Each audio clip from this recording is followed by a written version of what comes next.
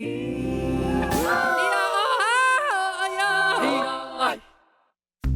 Taiwan memorializes the 228 incident, a debate rages about how its past authoritarian leaders should be remembered.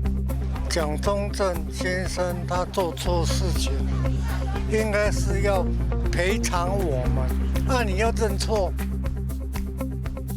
Taiwan deals with an outbreak of the measles. In an exclusive interview, TaiwanPlus speaks to the mayor of Kikuyo, Japan, where TSMC's new factory has just opened. Plus, local students help clean up the mess after Taiwan's Lantern Festival.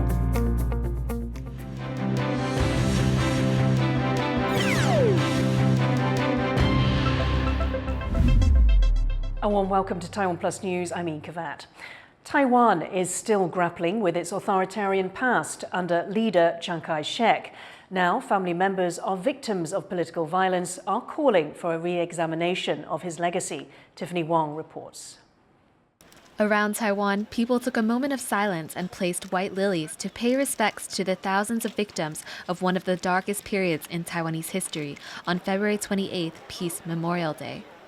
It's a day to remember people that died at the hands of Chinese nationalist forces under leader Chiang Kai-shek in the decades of political violence that started during the 228 incident.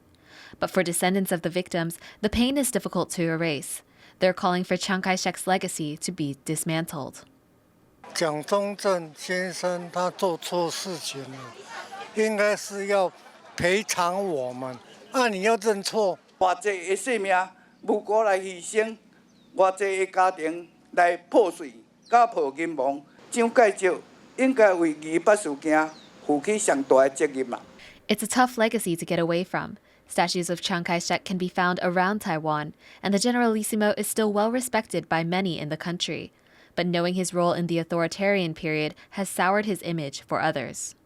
There are two historical memory paradigms now in conflict. One is that Chiang Kai-shek is the person that should be held primarily responsible for the dark era. However, on the other side of Taiwanese society, there are people who do not necessarily want to deny that dark past. But the problem is because Chiang Kai-shek figures so prominently, whether it's dark or bright, whether you like it or not, he figures so prominently in ROC history.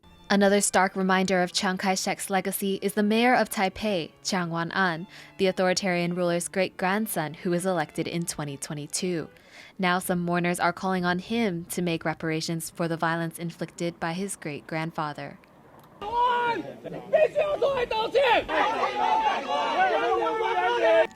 At a closed memorial event in Taipei, protesters disrupted Chiang Wan-an's speech for the second year in a row.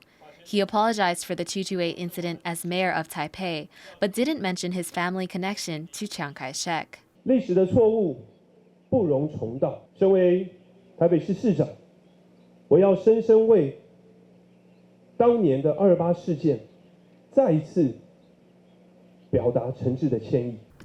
But Jiang Wan-an's family was also part of ending Taiwan's authoritarian regime. His grandfather, Jiang Jingguo, ended martial law in 1987, and some say he's been able to use this to his political advantage. Interestingly enough, though his rise to power and entrance into politics is predicated on his family background, he usually emphasizes his links to Chiang Kai-shek because of the perception of Chiang Kai-shek as the father of Taiwan's democracy, and he downplays the connection to Chiang Kai-shek in that sense. But he may not be able to escape Chiang Kai-shek's shadow, which looms large even 50 years after his death, meaning it may be difficult for these victims to ever find reprieve. Patrick Chen and Tiffany Wong for TaiwanPlus. A new law in Taiwan could make previously secret documents available to the public. The newly amended Political Archives Act became effective on Wednesday, the 77th anniversary of the 228 incident. It sets an extendable 40-year deadline for the declassification of national security documents.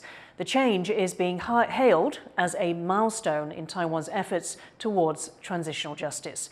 It will allow the families of people victimized during the country's authoritarian period to confirm the fate of their loved ones.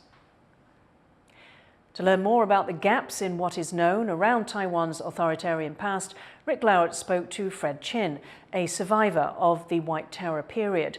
A Malaysian citizen at the time, Chin was jailed in Taiwan for 12 years without trial. Do you now know why you were targeted? No. Until today, I still couldn't find it. I really wanted to find it, but I went through so many archive offices of so many documents, I couldn't find the reason why. Because they told me that the first target, they targeted me on the USIS, the explosion case, was over. They didn't keep any of the records. So there's no way to find the minute when they targeted me and took me from the south to the north. I really couldn't find it. What do you think of Taiwan's government's attempts to bring about justice on a national scale?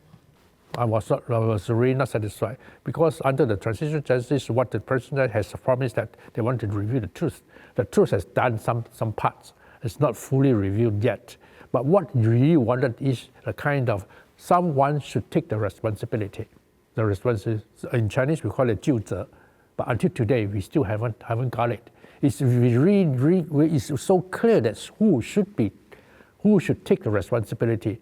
We just want a piece of paper recording down during the totalitarian control of the KMT government starting from 1949 until 1987 to take the full responsibility. That's it. It's a very simple document showing that the people that they should take the responsibility, take the consequences, what they have done. Right? This is very simple. Why they didn't want to do it? There's no answer. There's no answer. That was White Terror survivor Fred Chin speaking to our reporter Rick Lowett. A Singaporean live streamer and her assistant have been banned from re-entering Taiwan after staging an assault in the southern city of Kaohsiung. The streamer claimed an elderly woman threw eggs at her during a visit to the city. But when police investigated the video she posted of the alleged assault, they discovered it was staged, with the alleged attacker actually her male assistant dressed in women's clothes.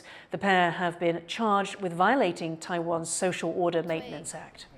A Taiwanese man dressed as a monk has been arrested in Japan for drug smuggling. Customs officials at Tokyo's Narita airport caught the man with 40 pouches of ketamine, weighing 6 kilograms in total. He was traveling from Cambodia with almost $2.5 million worth of the drugs strapped to his body under a monk's robe. Health authorities have recorded a rare measles cluster infection at a northern Taiwan hospital. A medical worker contracted the disease from Taiwan's first domestic measles patient this year. Around 600 people have been identified as close contacts of the two patients. Taiwan has identified 3 measles cases in total this year, the third being a foreign national coming from Malaysia. To find out more about the disease and how to prevent it, Leslie Liao spoke with Dr. Jason Lee, a physician with UCLA Health. Taiwan recently confirmed about 3 measles cases, and in response, health authorities are monitoring the health of about 600 people. How contagious is measles as a disease? Very much so. I believe it's up to 90% of people who are non-immunized can actually develop measles. So it has a very high, it's highly contagious and highly transmissible.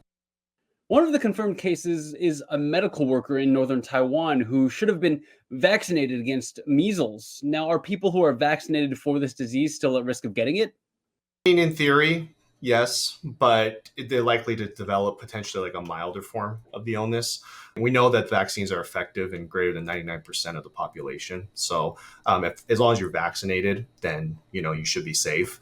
And if you do develop some kind of reaction, it will probably be very mild in comparison to the actual measles virus. As you get older, sometimes the vaccination potentially could wear out more. They may require in the future, or at least recommend like a booster. What are some of the symptoms associated with measles, and what are some of the long-term risks? So like the most common symptoms are kind of just like these kind of flu-like symptoms that you would typically get like from a really bad cold or flu.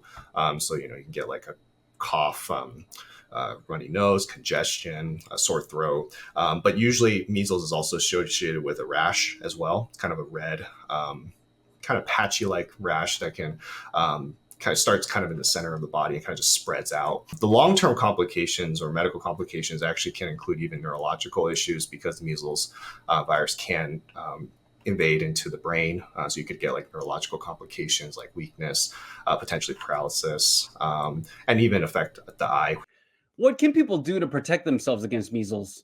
The number one thing is vaccination and getting immunized.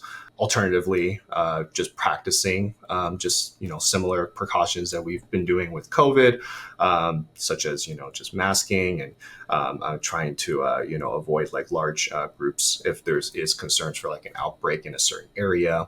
Hand hygiene, cleanliness, sanitation. That was Leslie Liao speaking to Dr. Jason Lee in Los Angeles. The South Korean government is sending military and community doctors to hospitals where essential medical services have been disrupted. This emergency program starts in March. It's in response to a mass walkout by trainee doctors that has put the country in a medical crisis. The government issued a back-to-work order with a Thursday deadline. It's warned of prosecution and medical license suspensions for doctors who refuse to comply. 의료 현장을 이탈한 전공의 여러분, 국민들께서 더 이상 걱정하지 않으시도록 현명한 결정을 내려주시기 바랍니다. This week on TaiwanPlus, we've been looking at chip giant TSMC's high-profile first plant in Japan.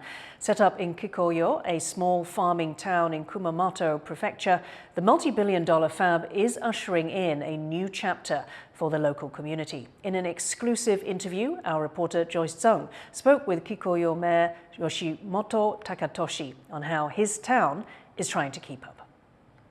Yoshimoto-san, you've previously described that after TSMC's arrival to your town, that Kikuyo has had to suddenly and quickly grow from a baby to an adult. Now that TSMC is open, how is Kikuyo the adult feeling?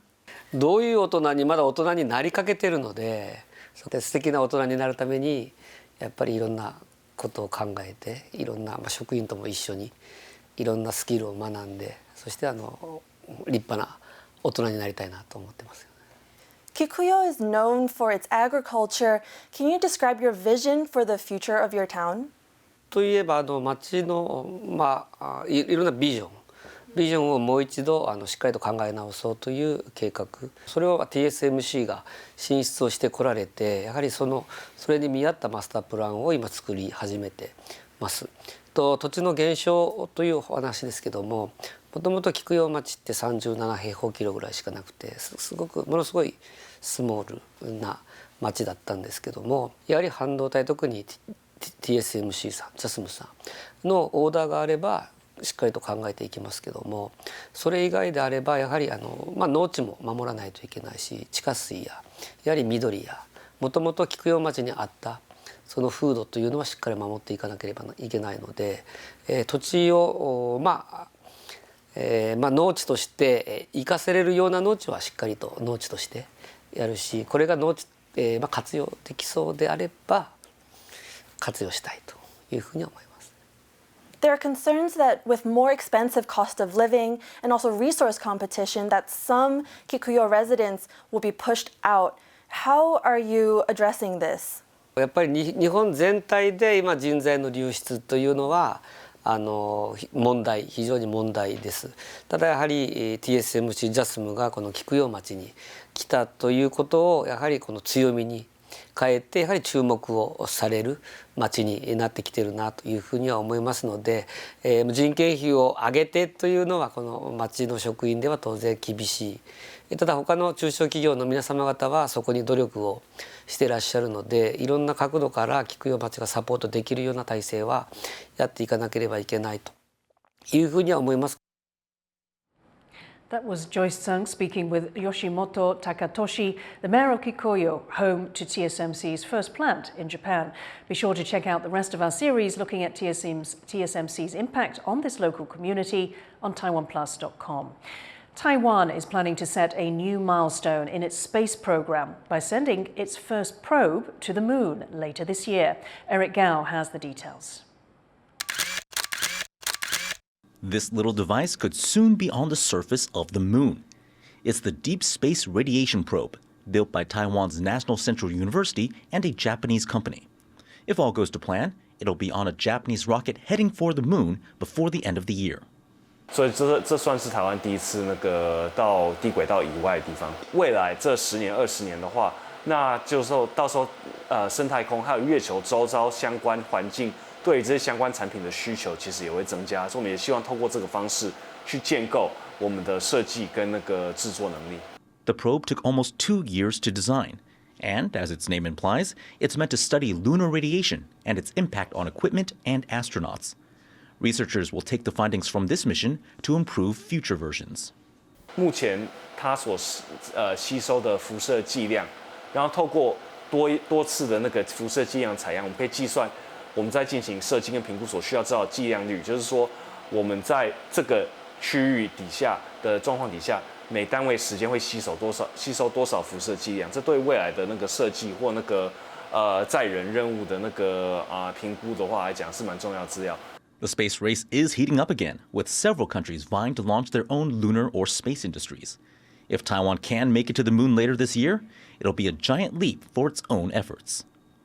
Andy Xue and Eric Gao for TaiwanPlus.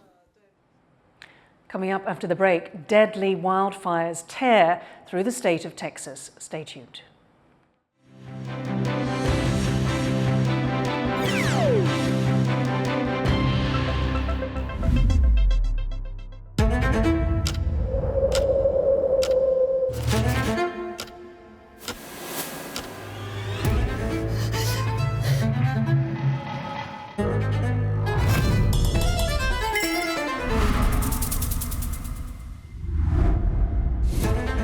过人生的话，你发现说我们大部分都是爱美的。我自己少遇见一朵花，我可能就不是这个样子。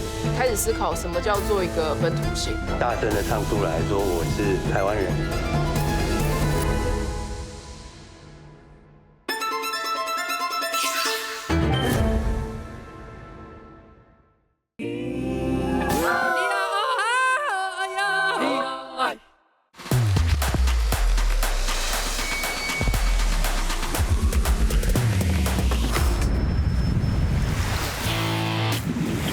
There's so many things that I wish the world could see. It is amazing to watch this captain maneuver this giant ship. It takes 3 days to cook this. The flavor is unbelievable, incredible. And it's my turn to make something inspired by Chef Gore. It's going to be quite a challenge. Can you imagine that? It's surreal. Yes, so real. I can't give up. I got some ass kicking to do. Nice move. We're pushing each other to explore and experiment in new, different ways. 5, 4, 3, 2. A warm welcome to TaiwanPlus News. Exploring the issues that matter to you. Not just to Taiwan, the whole world is watching. 很多时候是我们眼睛看不到的地方。We might encounter mishaps and mistakes along the way.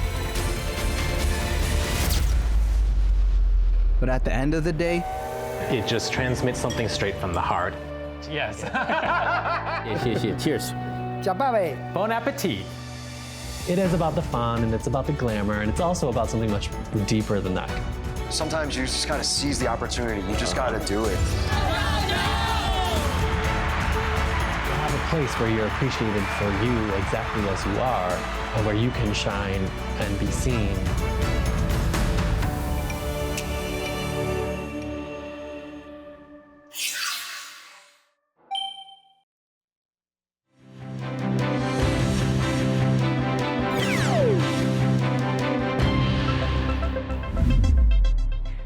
Welcome back. You're watching TaiwanPlus News.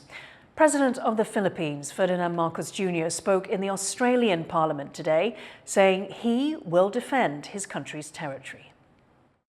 I shall never tire of repeating the declaration that I made from the first day that I took office. I will not allow any attempt by any foreign power to take even 1 square inch of our sovereign territory. The statement comes just days after the Philippine Navy released video showing the Chinese Coast Guard deploying barriers across the disputed Scarborough Shoal. The barriers can also be seen by satellite photo. Both China and the Philippines claim the South China Sea atoll as their territory. An international court has ruled that China's claims in the sea have no legal basis. Marcos was in Australia ahead of the ASEAN-Australia Special Summit taking place next week. Australian police will be allowed to march in Sydney's gay and lesbian Mardi Gras parade, despite the recent murder of 2 gay men. New South Wales State Police were asked not to attend the event after an officer was charged with the murder of the gay couple, one of whom he had previously dated. The incident strained police relations with the LGBTQ+ community. But after discussions with parade organisers, the officers have been allowed to march in plain clothes. Firefighters are battling out-of-control blazes in the Australian state of Victoria, despite a break in intense heat. Cooler temperatures and light rain did little to stop the bushfires in southeast Australia. More than 30,000 people in Victoria have been told to evacuate their homes after half the state was warned of extreme fire danger on Tuesday. High temperatures and dry winds have created the most dangerous fire conditions in the state in 4 years. US authorities are working to contain deadly wildfires raging across the Texas Panhandle, including the second largest blaze the state has ever seen. Rosie Greninger reports. Plumes of smoke fill the skies over the Texas Panhandle as multiple wildfires ravage this region of the United States. And on the ground, flames lap the sides of the road as first responders race through hellish conditions to help. 5 separate fires in the state's northernmost counties are leaving a trail of destruction, already ripping through over 400,000 hectares of land. It's prompted thousands of people to evacuate. One man forced to leave his home and belongings behind, returning just hours later to ashes. It came up very fast. I saw the neighbor's house starting to burn and I called 911 and the fire trucks got here, but it just started really fast. Flames were going everywhere. By the time we got back, well, there was nothing left. 60 counties are under disaster declarations, with thousands of homes and businesses cut off from power. The most intense blaze, named the Smokehouse Creek Fire, has become the second largest the state has ever seen. Firefighters say strong winds, dry grass, and unseasonably warm temperatures are fueling the massive fires. Wind was coming straight out of the north and made just this massive wall of fire moving across the landscape. We have more resources coming in from across the state and across the nation to come assist us. So when the winds do pick back up this weekend, we will have people and resources and all kinds of things here and ready to go. Despite hundreds of firefighters deployed to the region, the Smokehouse Creek blaze is only 3% contained, while the 4 other fires are burning out of control. Weather conditions are expected to ease slightly, but as the fire stretches into the neighbouring state of Oklahoma, authorities warn the days ahead will bring more imminent fire danger. Luffy Lee and Rosie Greninger for TaiwanPlus. Thailand will reinstate a ban on the recreational use of cannabis by the end of the year. That's the word from the country's health minister. พูดง่ายๆกฎหมายฉบับนี้เนี่ยถ้าเอาไปใช้ทางการแพทย์เราสามารถเหมือนกับเป็นการส่งเสริมแต่ต้องควบคุมหมายความว่าครับการจะผลิตการจะนำเข้าการจะส่งออกการจะแปรรูปเนี่ยต้องได้รับอนุญาต The move is an about turn from 2022, when the country became the first in Southeast Asia to allow the recreational use of marijuana. A new draft bill introduces a fine of up to $1,700 for recreational users and jail time for unlicensed farming and sales. Medical use will remain legal. Sky lanterns are a common sight in Taiwan during the Lantern Festival, but beautiful as they are, the waste they leave behind is a headache for locals. As Leslie Liao reports, volunteers are using the waste to teach school children a valuable lesson. It's a beautiful sight. Over 100 lanterns take to the night sky as people celebrate Lantern Festival in New Taipei. But what goes up must come down, and all these lanterns are destined to fall back to the ground, becoming garbage. While the lanterns are festive, their impact on the environment is anything but. A group of volunteers lead school children through the mountains around Pingxi, where the kids do a bit of cleanup. They collect the fallen lanterns, picking them up off the ground and even poking them out of trees. It's a valuable lesson for the kids. 我们就是在放天灯的同时，没有去顾到自然。但是如果我们有一个，我们去捡的时候又会觉得很麻烦，所以你就不会去想去捡。但是我觉得感谢老师给我们，就是这一次可以给我们这个体验。Volunteers are not only gathering the fallen lanterns, but also breaking them down for easier disposal. The group leader says it's important to teach these lessons early on. 如果可以从小就培养这些环境教育的意识的话，那后面你可能就是长大之后就是一个种子，然后你可以继续再开枝散叶，甚至你不是只有影响自己而已，你还可以影响到你旁边最亲的家人，你的家人还可以继续再散出去这样。Releasing lanterns isn't an activity exclusive to this time of year in Pingxi. Tourists flock here year-round to take part in the tradition, which means the waste they leave behind is a constant problem. Though this activity only seeks to address the waste problem in the short term, the lessons these children learn here could well stay with them for the rest of their lives. Klein Wang and Leslie Liao for TaiwanPlus. Thank you for watching TaiwanPlus News. I'm Ian Kavat. Take care. See you next time.